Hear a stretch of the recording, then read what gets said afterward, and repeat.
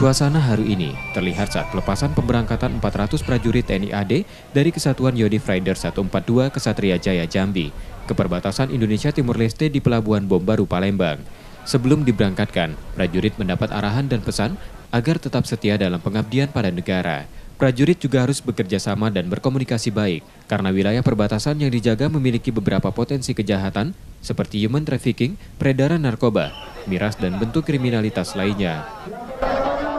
Ini pemberangkatan Satgas dilepas oleh Bapak Kasdam 2 Sriwijaya untuk berangkat ke daerah operasi. Daerah mana itu Pak?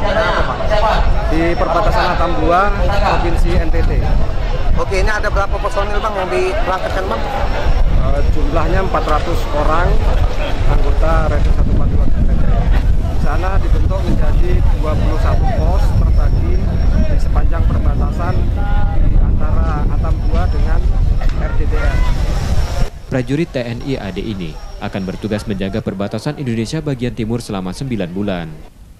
Yudi Kiswanto, Kompas TV, Palembang.